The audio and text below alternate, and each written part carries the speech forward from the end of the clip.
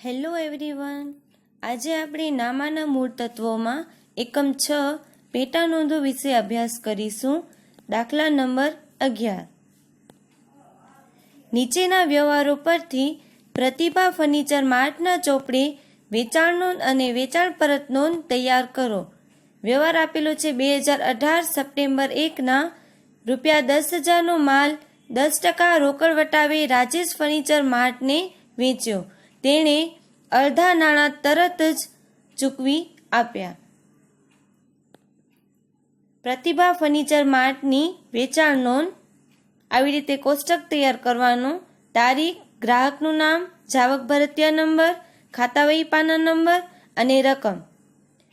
હવે વ્યવહાર છે 2018 સપ્ટેમ્બર 1ના, તો તારીખમાં આવશે 2018 સપ્ટેમ્બર 1 અને રાજેશ ફર્નિચર માર્ટ ખાતે અને રકમમાં આવશે 10,000 અને 10% રોકડ વટાવ છે, જે ધ્યાનમાં નહીં લેવાનો.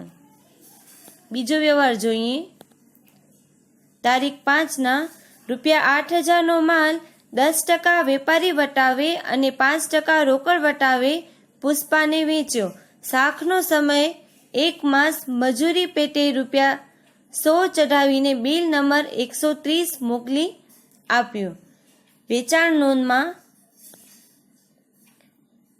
તારીખમાં 5 પુષ્પા ખાતે જાવક ભરતિયા નંબર છે 130 અને 8,000નો માલ 10% વેપારી વટાવે એટલે 8,000 માઇનસ 10% એટલે 7,000.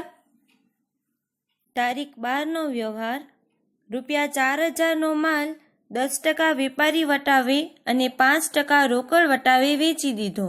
આ વ્યવહાર રોકડ વ્યવહાર હોવાથી તેની નોંધ થશે નહીં, તો નોંધમાં લખવાનું તારીખ 12નો વ્યવહાર રોકડ હોવાથી નોંધ થશે નહીં. આગળ જોઈએ. તારીખ 15નો વ્યવહાર. રાજેશ ફર્નિચર માટે ₹5,000નો માલ પરત કર્યો. માલ પરત મળ્યો, તેથી તેને જમા ચિઠ્ઠી નંબર 16 મોકલી આપી. વેચાણ પરત નોંધમાં થશે નોંધ. તારીખમાં 15 રાજેશ ફર્નિચર માર્ટ ખાતે જમા ચિઠ્ઠી નંબર આપેલા છે 16. ખાપામાં આવશે ડેશ. રકમ આવશે ₹5,000. આગળ જોઈએ.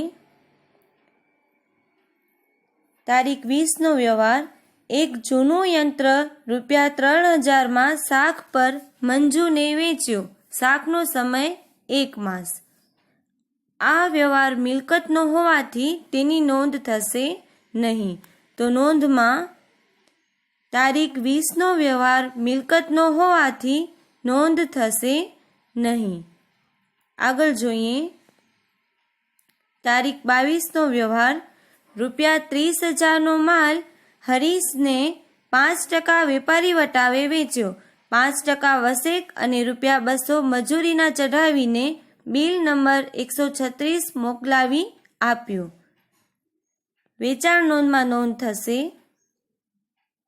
તારીખમાં 22 હરીશ ખાતે અને જાવક ભરતિયા નંબર છે 136.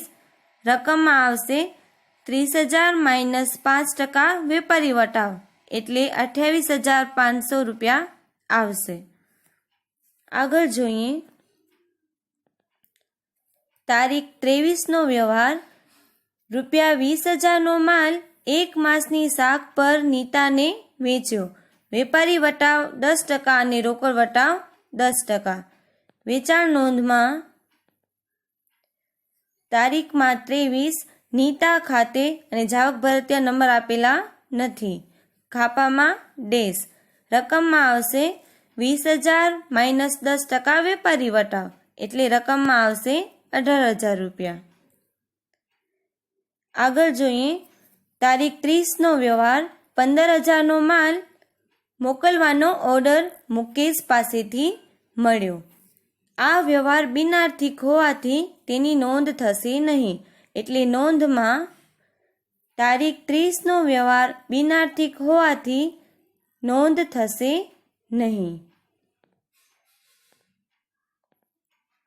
હવે પ્રતિભા ફર્નિચર માર્ટની વેચાણ નોંધનો કુલ ઉધાર વેચાણ 63,700 થશે